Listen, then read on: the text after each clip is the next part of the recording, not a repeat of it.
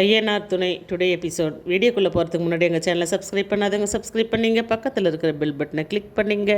அப்போ தான் நான் போடுற வீடியோ உங்களுக்கு உடனே வரும். வாங்க வீடியோக்குள்ளே போகிறோம். இங்கே பாண்டிய வந்து சேரங்கிட்ட பல்லவங்கிட்ட பேசுறதை பற்றி பேசுகிறாங்க.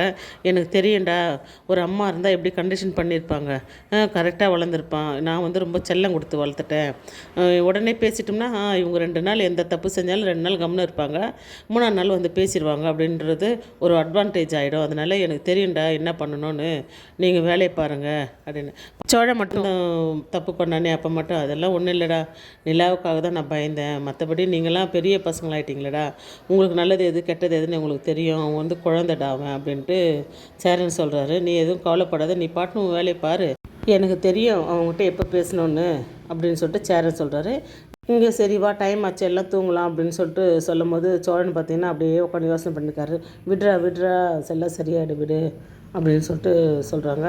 சோழன் வந்து படுத்துக்கிட்டு எல்லாத்தையும் யோசனை பண்ணிகிட்டு இருக்காரு. நிலாவுக்கிட்ட பேசுந்து, நிலா வந்து சோழன்கிட்ட பேசுந்து எல்லாத்தையும் யோசனை பண்ணின்னு சோழன் வந்து படுத்துருக்காரு. அடுத்த நாள் காலையில் கிச்சனில் சேரனும் நிலாவும் காய் கட் பண்ணின்னு சமையல் செஞ்சுருக்காங்க.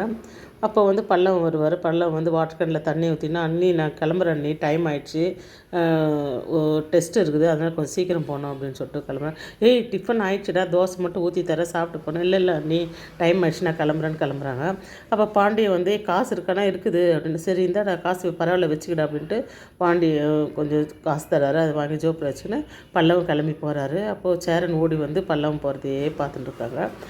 இங்கே சோழன் பார்த்திங்கன்னா என்னவோ யோசனை பண்ணினே உட்காந்துருப்பாங்க. அந்த நேரம் நடேசன் வருவார். நடேசன் வந்து என்ன தாண்டா ஜெயிலுக்கு போனவன் சொல்லின்னு இருப்பீங்க, இப்போ நீங்கள் தாண்டா ஒருத்தரை மாற்றி ஜெயிலுக்கு போயின்னு வந்துக்கிறீங்க, என்னமோ பண்ணுங்கடா அப்படின்ட்டு அவர் போய் உட்காந்துருவார். இங்கே முதலாளி வந்து ஃபோன் பண்ணுவார் சோழனுக்கு, இது மாதிரி சவாரி ஒன்று இருக்குடா, வா, உனக்கு தெரிஞ்சவங்க தான், உன்னை தான் கேட்குறாங்க, நீ தான் வேணும் அப்படின்னு சொல்லிட்டு காஞ்சிபுரத்தை கோயிலுங்களை வந்து சுற்றி பார்க்கணுமா அப்படின்னு சொல்லிட்டு சொல்லுவாங்க. இல்லைண்ணா நான் யோசனை பண்ணி சொல்கிறேன், சரிடா சீக்கிரமாக பதில் சொல்லு அப்படின்னு சொல்லிட்டு அவர் வச்சுருவார். இங்கே சோழன் வந்து டென்ஷனாகவே இருப்பார். அந்த நேரம் பார்த்து வானதி வருவாங்க. வானதி வந்து என்ன ப்ரோ அப்படின்வாங்க. என்ன இப்போ என்ன இவ்வளோ காலையில் வீட்டுக்கு வந்திருக்க, என்ன என்னை பற்றி விசாரிக்க தானே வந்திருக்க, என்ன நான் காசை திருடிட்டு போலீஸ் ஸ்டேஷன் போயிட்டு வந்தேன், அதை பற்றி விசாரிக்க வந்துக்கிறியா அப்படின்னா இன்னும் ஓடி வருவார் பாண்டியன். ஏண்டா நான் எதுவுமே சொல்லலை, எல்லாம் நீயே உளறிடுறா அப்படின்னு. உடனே நடேசை வந்து போ இன்னும் போய் தெருமனை நின்று நான் போலீஸ் ஸ்டேஷன் போயிட்டு வந்தேன்னு சொல்லு அப்படின்னு அவர் சொல்லுவார். சோழனுக்கு ஒரு மாதிரி ஆகிடும். வானதிக்கு வந்து ஒன்றுமே புரியல. உடனே பாண்டியனை தனியாக ரூமில் இட்டு போயிட்டு என்ன நடந்ததுன்னு கேட்குறாங்க. பாண்டி வந்து எல்லாத்தையுமே சொல்கிறாரு. அப்படியே அப்படின்ட்டு போயிட்டு சோழன்கிட்ட போய் சாரி ப்ரோ, நான் தெரியாமல் வந்து பேசிட்டேன், சாரி ப்ரோ அப்படின்ட்டு சொல்கிறாங்க. பரவாயில்லன்னு அவர் சொல்கிறாரு. வானதி கிளம்பி வீட்டுக்கு போயிடுறாங்க. எங்கே திரும்பி சோழனுக்கு வந்து ஃபோன் வருது.